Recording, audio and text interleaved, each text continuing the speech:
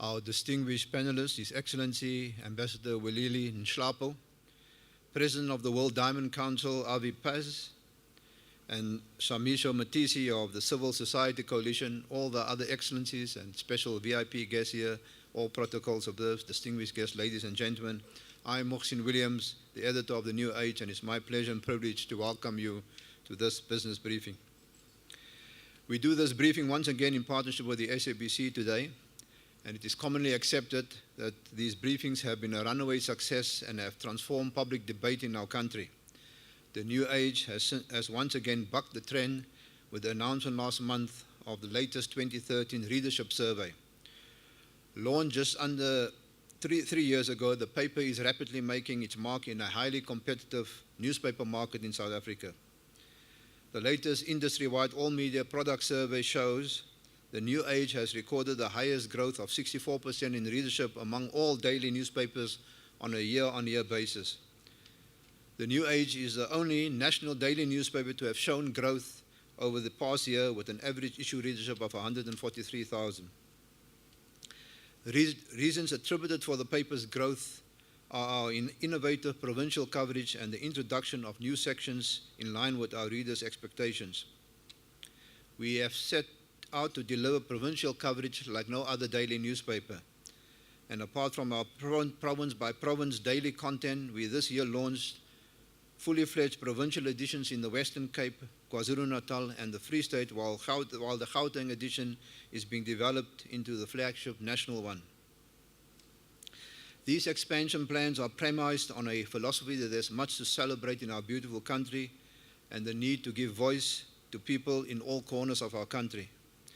It's a belief based on critical journalism applied without fear or favor, but in constant pursuit of content that's relevant, uplifting, and useful to our readers.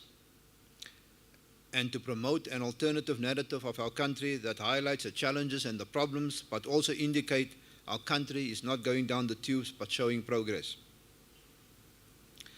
The phrase blood diamonds has crept into our lexicon.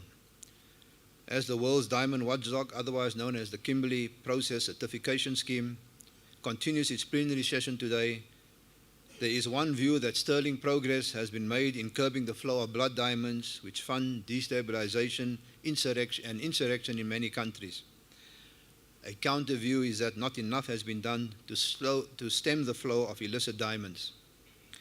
Speaking at the opening earlier this week, Ambassador Nhlapo said he was hopeful that the delegates attending the plenary would identify the organization's shortcomings and boost the struggle against conflict diamonds. He added, and I quote, "Through its certification of rough diamonds in countries emerging from conflict, the Kimberley process can also continue to assist in the post-conflict reconstruction and development of these countries," close quote. However, critics say that the role of blood diamonds in aiding conflict still continues unabated. Millions of our viewers are therefore looking forward to hear from Minister Shabangu and our distinguished panel this morning on progress in stopping the flow of blood diamonds and speak a bit about the current shortcomings and the challenges that lie ahead. Thank you, Minister and panel, for making yourselves available today and for this opportunity. It's highly appreciated. And to you in the audience, I hope you enjoyed today's briefing, and once again, welcome. Thank you, Mohsin. Thank you. Ladies and gentlemen, Mohsin Williams, the editor of The New Age, and as he always does, sets the scene for us for the conversation that is about to take place. Right, so what's happening right now in my ear is that they're busy doing the weather forecast, and I'm sure you can tell when you looked out the window today that it's going to be a little bit chilly and it might even rain a little bit in Johannesburg. But they should be crossing to us shortly, probably in about 2 minutes' time. So this is possibly the last chance you have to talk to the person next to you. Use it wisely. And if you have your question ready, by the way, please raise your piece of paper and we'll come and collect it from you now. So on your table, there should be a piece of paper where you can write your question or your comment that you'd like to make to the minister and the panel.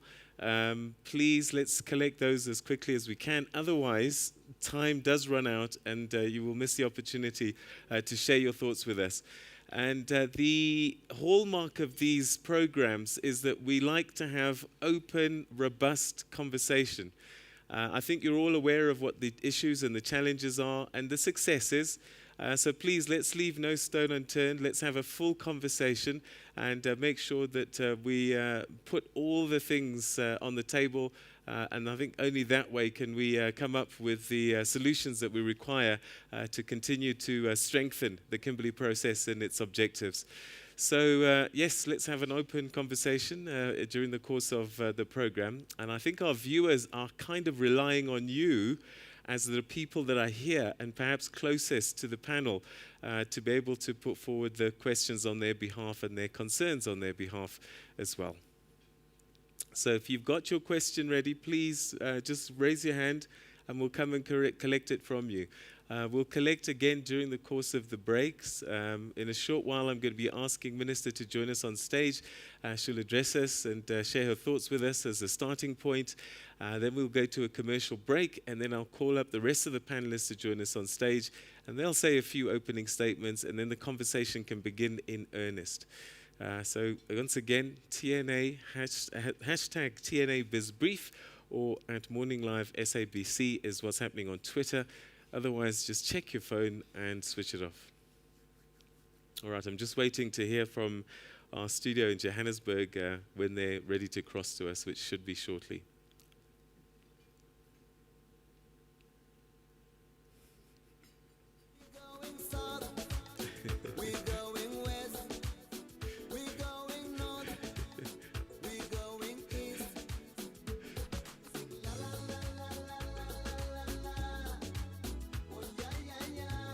Okay.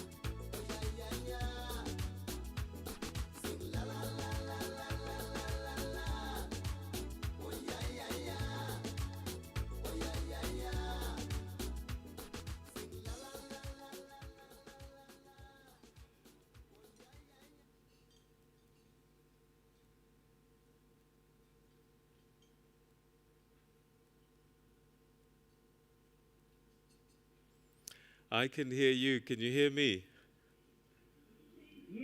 All right, okay. They can hear you. There's a full room of people, so let's not have our normal banter.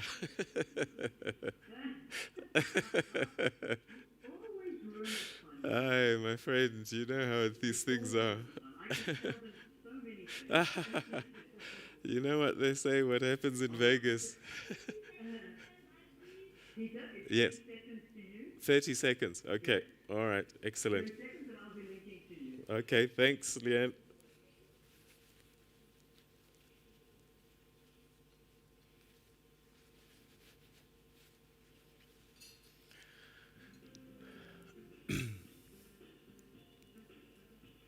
Right now, Peter is at TNA Business Meeting at Emperor's Palace, and he is hosting this morning the Minister of Mineral Resources. And there's also a couple of guests that are going to be joining Minister Susan Shivango. But let's cross over to him right now so that we can get that business briefing underway. Peter, good morning to you.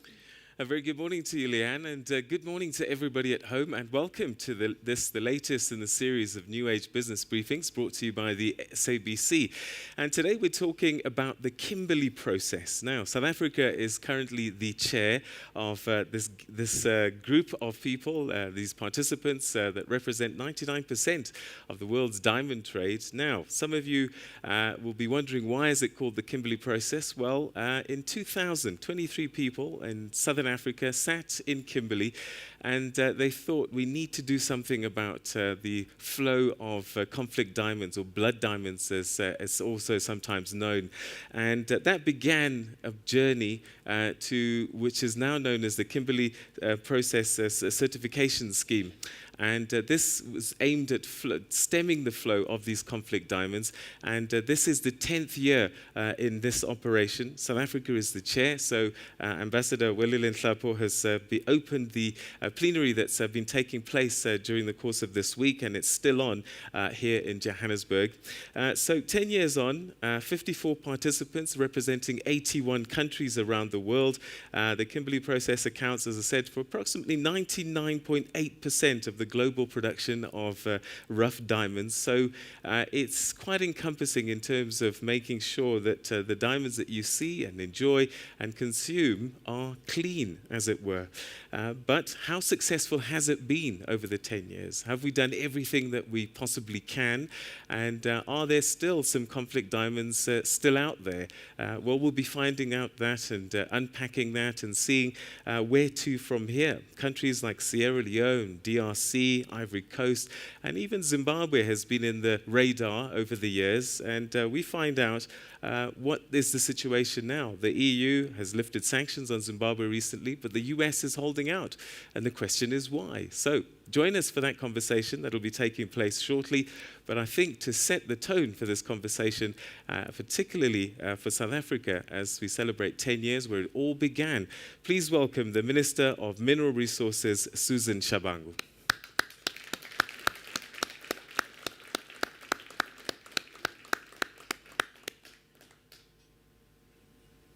And don't forget, you too at home can be part of this conversation. Hashtag TNA BizBrief is one of the Twitter handles that you can use for that conversation.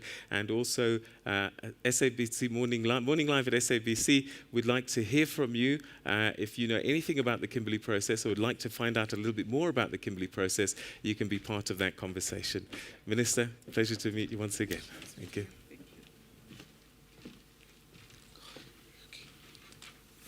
Thank you very much, Peter. And may I take this opportunity this morning to recognize the editor of New Age, Maxine William, who is with us this morning, the chairperson of the Kimberley process, Mr. Welile Nhlapo, honorable ministers who are with us today, deputy ministers, the president of the World Diamond Council, Avi Paz, delegates from government delegations, observers from Association of African Diamond Producing Countries, delegates of World Council, members of Kimberley Process Civil Society, representatives from the Diamond Development Initiatives. May I also once more take this opportunity, as we are gathered this morning, we are once more pleased as South Africa to welcome all of you, those who come from far apart, to be part of us this morning. We are celebrating the 10th anniversary of the Kimberley Process Certification Scheme. I am sure you will agree that the 10th year milestone is indeed a significant achievement. Whilst we have challenges, but we believe and trust that you have felt our warmth and hospitality since you arrived in South Africa.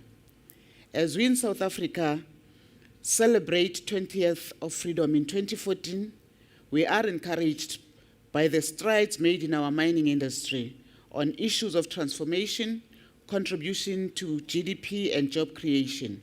We are also very cognizant of the fact that much more must still be done as we are gathered here this week.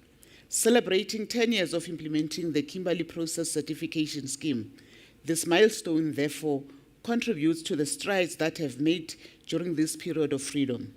Whilst we are guided by Amika Cabral's instructions, I quote, "Tell no lies and claim no easy victories," close quote. We can indeed be proud of our achievements over the past decade, in the same way as South Africa is proud of the maturity of this democracy over the 2 decades of freedom. The theme of the 10th year of KP is 10 years of stemming the flow of conflict diamonds. And it augurs well with the successes that have been achieved over the decade and in countries such as Angola, Sierra Leone, Liberia, and the DRC. That would also include the recent one, which was Zimbabwe.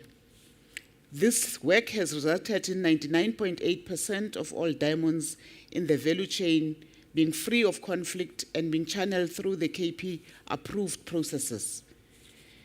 There is now also much greater stability in some countries that have previously suffered from conflicts fueled and funded in part by diamonds. Of course, fragile situation still prevails. However, we should not make the mistake of losing our focus and allowing KP to be drawn into areas that are outside of its mandate. Doing this and working within the ambit of the provisions of the core documents of KP has carried us through several difficult periods of KP work in the recent past, notably the one in Zimbabwe, as I've indicated. 2 years ago, KP set up an ad hoc committee to work on the areas of reforming various areas of KP core documents. This committee has done a lot of work in consultation with all participants, civil society and observers, and in putting together all the comments and ideas that were generated through this consultation process.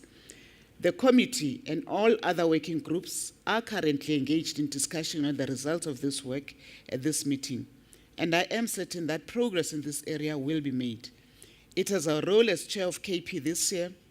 We have had a number of KP participants consulting on various issues of interest to them, such as the following: addressing the systematic violence against communities in diamonds producing and trading zones, strengthening the implementation and transparency of KP, developing regional cooperation to strengthen KP compliance, contributing to sustainable development. I am aware that these issues are being dealt with by the KP working groups at their various meetings during this week, and confident that common ground will be found by the end of the meeting tomorrow. As we move forward, it is imperative that producing nations begin to reap real benefits from the natural resources in their land. Development and prosperity are critical for those nations as they work hard to sustain the peace and stability they have achieved so far. It is important for the Kimberley process to also recognize and forge a closer relationship with the African Union through its African mining vision. The African Union is well placed to provide guidance and support the KP on its work. The African Diamond Producers Association was created within the context of the African mining vision with a specific focus on diamond. Its role in contributing towards orderly value-creating development of diamonds in the African continent cannot be overemphasized. In conclusion, as South Africa, we once again confirm our support for the Angola's bid for the vice chairperson of the Kimberley process in 2014 and thus their candidacy to chair in 2015. As we approach the end of this meeting tomorrow, I would also like to thank all the participants for the fruitful, open, and democratic deliberations that we are having and witnessed in the past 2 days.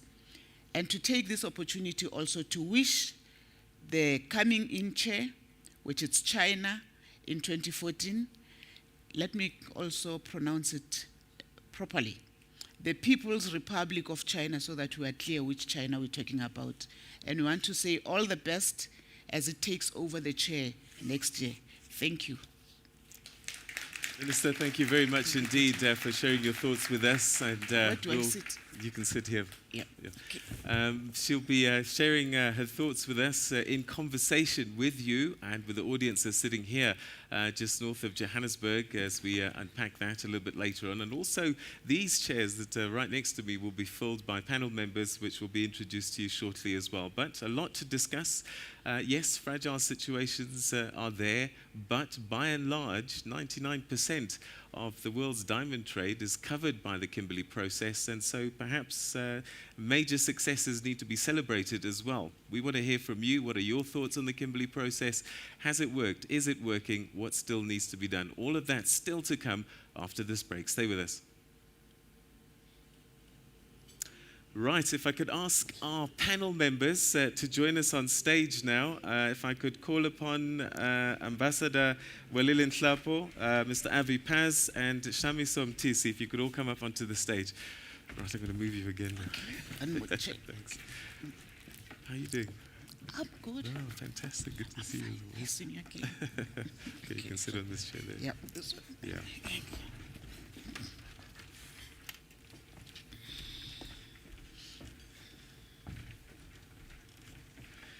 All right, so you've heard Minister's speech. Has that inspired a question that you might have? Please raise your hand if you've got your question ready, or write your question now. There are ladies standing by waiting to collect those questions from you. Don't wait until the end. There's a gentleman here. Raise your hand. Remember, the early bird catches the worm. So if you want your question sorted, then let's do it that way. Okay, so next, Ambassador Hlapo. And then Mr. Paz. Good, good. Welcome to you, Ambassador. How are you? Good? Fantastic.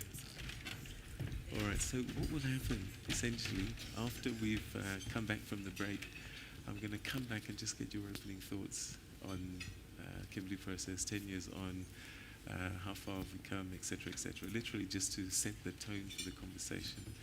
And then after that, we'll get questions from the floor and we'll get questions from the viewers as well. But throughout, if there's anything that you want to say, please just jump in. You might be inspired to add something that isn't being discussed at the time, but let's just get into the conversation. And if somebody says something and you want to add, please just add. We're not in Parliament where there is a specific order of events. Okay, so feel free. It's a conversation, and that's the style of these engagements. Okay, great. All right, stand by, everyone. 30 seconds. If you've got your question, raise your hand so that we can collect the questions from you right now. Raise your hand. How often do you get to be on television and ask a question? People will be asking for your autographs after today, I'm telling you. All right. Have we got the questions?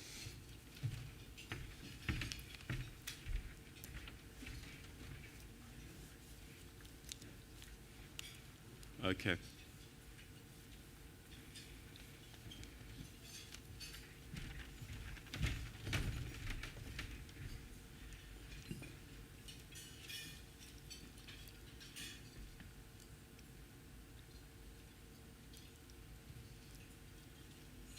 Stand by, 5 seconds.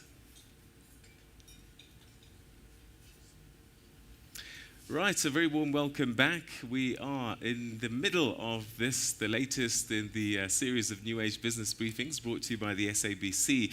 And today we're talking about the Kimberley Process Certification Scheme. And it's 10 years on now since its inception.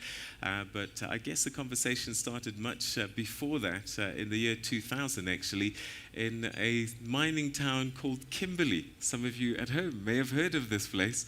And that's why it's called the Kimberley Process. And to talk us through a little bit more on what Minister of Mineral Resources, Susan Shabango, was talking about just before the break, I'd like to introduce now our panelists that have joined her on stage that you can engage with as well. And first of all, I'd just like to say once again, Minister, thank you for joining us. And once again, welcome. Thanks for your time. Next to you is the chairman of the Kimberley Process, Ambassador Welile Hlapo. South Africa is the chair at the moment, and Ambassador, you're the man at the helm. Thank you very much for joining us, and welcome to the program. Next to you, we have also a new appointment, President of the World Diamond Council, and that's Mr. Avi Paz. Thank you very much indeed, and welcome to South Africa. Thank you for your time. And next to you, representing Civil Society Coalition, is Shamiso Mtisi. Thank you very much indeed, sir, for joining us, and welcome to the program. Thank you. All right, okay. Well, let's begin the conversation. I'm going to ask for a few opening comments from our panelists. And then after that, we want to hear from you at home. How much do you know about the Kimberley process? How much do you know, in fact, about the diamonds that you are buying in the shops? Do you know if they're clean? You're planning to get married and you're buying a diamond ring for your loved one. What do you know about that diamond that you've just bought? Well, we're going to find out just now exactly how you can make sure that you're not buying anything that's been fueling conflict around the world, and also be getting questions from the floor. All right, let's go back and start with you again, Minister. 10 years on, you said there are some sensitive areas still there, but by and large, the Kimberley process, you're happy has been a success.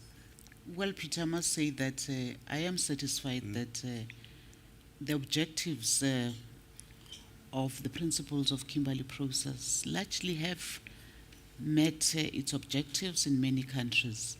But also what it has done, it has created an environment where we can tell today countries like Liberia, Sierra Leone are able to exercise and be democratic countries without any further conflicts. But also I think we have made progress because now we're able to trace through the certification process of the Kimberley process in identifying where the diamonds come from, but properly regulated and managed in various countries. Mechanisms created like the review processes of various countries on what mechanisms or systems they have in place. Over the past 10 years, we have achieved that, and it has contributed largely to stability in various countries. Ambassador Nhlapo, as chair of the Kimberley process, perhaps a lot of our viewers, they're not totally au fait with the Kimberley process, how it works and how it functions. If you could just give us very briefly what it is that it does. Well, thank you, Peter. I think it is important to underscore that, as the name suggests, it is a process whose main objective is to certify rough diamonds that are mined and traded so that the consumer can be comfortable that the jewelry they are wearing is made of diamonds which are not associated with any human tragedy that we have seen that led to the formation of this process in order to stem the tide, as we have been saying. And therefore, in a sense, being a process and a scheme, it has to have its own mechanisms in terms of how it organizes itself to meet its objectives.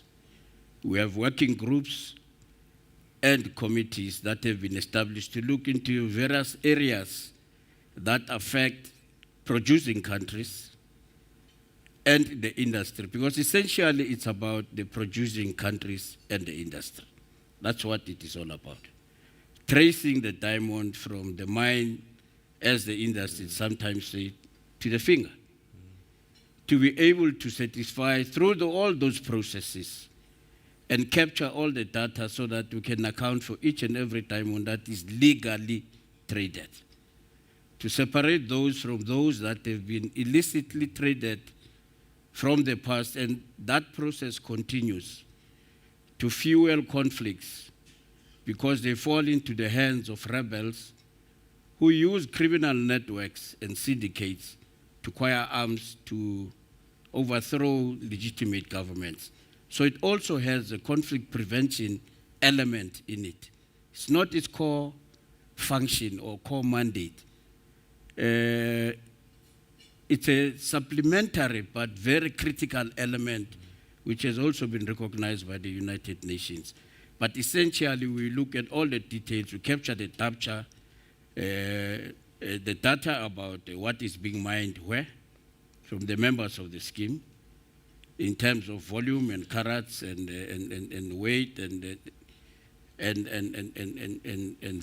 money, but also to be able to look at other things that are related to the processes that throughout the value chain.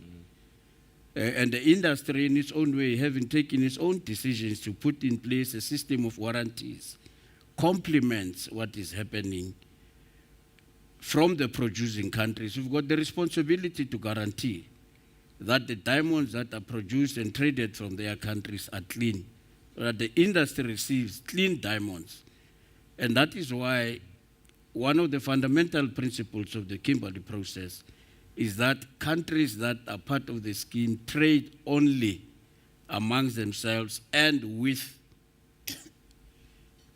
the industry that has also been associated with the scheme, so that through the certification process, we can trace the diamond right through the value chain. And that's how I think we can account for limiting the flow of diamonds to an extent that we can say it has been successful.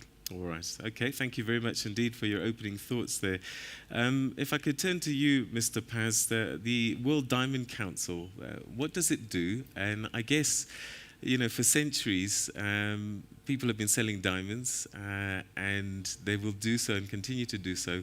How has the Kimberley process helped or changed that process from a World Diamond Council point of view? Thank you very much. Well, when the Kimberley process started, we had to find an organization who will represent the entire diamond industry, from the mine to the manufacturer to the traders until to the jewelers. And at that time, Mr. Eli Isakov, who then was the first president of the World Diamond Council, meet with all the participants and create together the World Diamond Council. It represents the whole pipeline from the mine until the jewelries. Until in 2000, when started the Kimberley process, they were speaking about conflict diamond, blood diamond. If you remember the start of the film about conflict diamond and blood diamond, and we were afraid of having the same mechanism who was with the first in the 80s, when we wanted to come to that. So we were very happy to have it. Now the diamonds represent a symbol of purity, and we have we had to keep it like that. Be sure that people who buying jewelries are sure that they are buying something very pure, very without any blood, and that's why it helped, and we're quite happy to go on with it and to try to improve it. All right, well, we certainly want to unpack that a little bit later on. Now, the nature of this beast is that we need to place commercials where we need to place them, and we need to place them right now. So, Mr. Mtisi, we're going to come to you right after this break for your opening thoughts. Stay with us.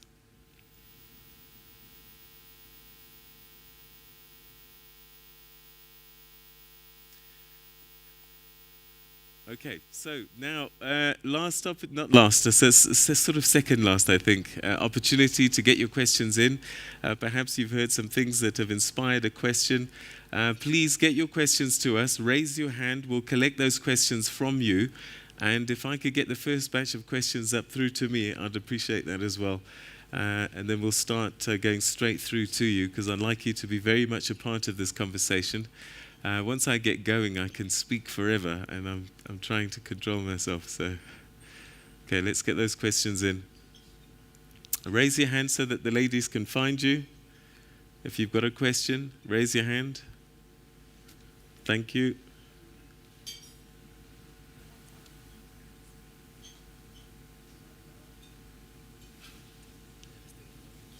Okay, do you want to bring it here? Oh, is it a cable? Oh, no, leave it there then. Okay.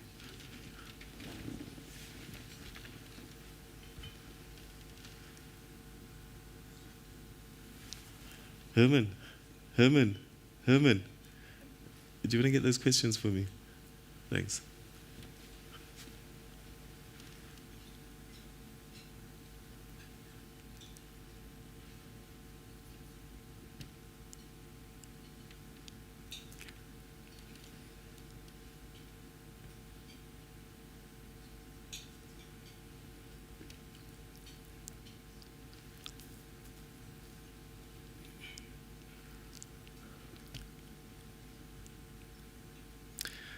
You are allowed to talk during the breaks, by the way.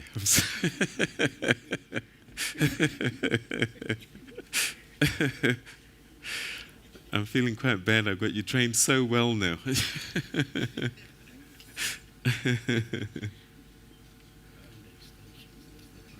Oh.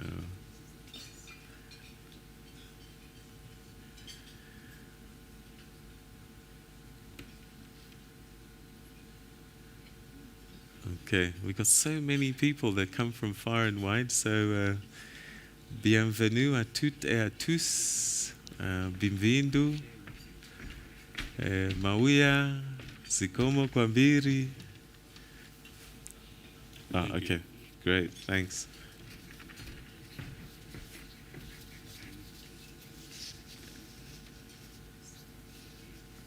All right. Okay, so if you've got any questions, please raise your hand. The next ad break will ask again, but we have some already at this stage.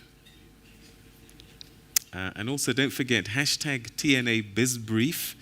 That's B-I-Z. You'll hear what people are saying at home. And at Morning Live, SABC, is also the other Twitter handle. Stand by.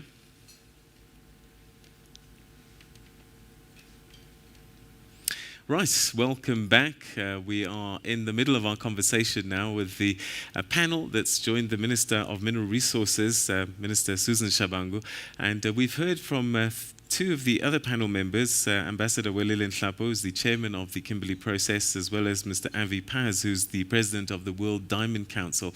But joining us now as well on the panel is from the Civil Society Coalition. And I guess civil society very much part of this conversation because they see things from another perspective. Human rights and those kinds of things, very important and close to them. Well, let's get a comment from Shamiso Mtisi. Welcome to the program once again. 10 years on, 99% of the world trade in diamonds covered by the Kimberley process. By and large, good news. Thank you very much. I think what is important is to realize that there's need to understand the changing nature of what we mean by conflict diamonds. I think we have had instances of situations where human rights violations are being committed either by state actors or non-state actors. When we say non-state actors, that includes even private security guards in mining areas. We've had situations where communities get displaced, and as a result, it creates a lot of conflict. And that aspect is not captured within the Kimberley process, and it is quite important for the Kimberley process to capture and redefine what we mean by conflict diamond. So that is one important aspect that we as civil society, we believe should actually be taken up by the Kimberley process and be included in the definition. We've seen slow movement by the Kimberley process in redefining what we mean by conflict diamond. And then secondly, the other issue is around transparency and accountability, which is being denied by some members within the Kimberley process that it's not an aspect worth looking at. It is quite important because communities out there, national economies out there would want to benefit from the diamonds. So the issue of diamonds and development is quite important in this discourse because you would not want to see a situation where diamonds are being mined, being exported without benefiting the real people in terms of infrastructural development and in terms of all the other associated benefits. Then also, what is important for civil society is to make sure that there is equality and fair treatment of each other within the Kimberley process in terms of the respect of the role of civil society. Because we often go out there to meet the communities, we often get views from the communities, and the communities actually talk about the changing nature of conflicts. It's no longer, in some cases, about rebel movements wielding guns, but it is about private security guards or state actors, be they the police or the military, beating up people. So those are the kind of instances that we are saying the Kimberley process has to look at because the nature of conflicts have changed. Then the other thing about the Kimberley process is the need to make sure that information goes out there to the people. Yes, we have noted the improved availability of information on the Kimberley process website, but there's need to do more in terms of disclosure of the production from the different mines, maybe in a disaggregated manner. And in that respect, we are saying the Kimberley process can work progressively with other initiatives like the extractive industries program, as well as other related aspects that are quite important. So from a civil society perspective, those are some of the issues that we are talking about. All right, so thank you very much, Mr. Mtisi. I wonder, Ambassador, he's raised an interesting point. You know, when I went onto your website, the core Kimberley process document says that blood diamonds, rough diamonds used by rebel movements and allies to fund conflicts aimed at undermining legitimate governments. Have we outlived that definition? That definition arose out of a concrete historical condition where rebel movements began to have access to diamonds in order to overthrow governments in countries where that resource was available. The history of Angola tells us exact story. Liberia will tell you the same story, Cote d'Ivoire and others, Sierra Leone. It was within that historical context that there had to be a measured response and to capture exactly the nature of the problem that was confronting those countries. The diamond being used as a driver of that conflict. The conflict was not about diamonds. It was a conflict for power. There was a political process. Diamonds were just a means that rebel movements, because of their illegal activities, because of the operations that they've been involved in not being acceptable, because of their illegal nature, then blended into a web of illegal operations with smugglers and anything, because diamonds have been smuggled long before they became a driver of conflict. And therefore, that definition was born out of that, to clarify that situation. But because of the conditions under which and the way diamonds were brought into the conflict, in the course of time, in addressing this sketch and this flow, a conflict prevention element kicked into the operations of the Kimberley process and began to engage conflicts in a larger sense, which are basically political, economic, social, military in nature, talking about armed conflicts. And even at that time when the Kimberley process emerged, already you had international instruments, particularly in the United Nations, that were already dealing with those conflicts, although in a limited way.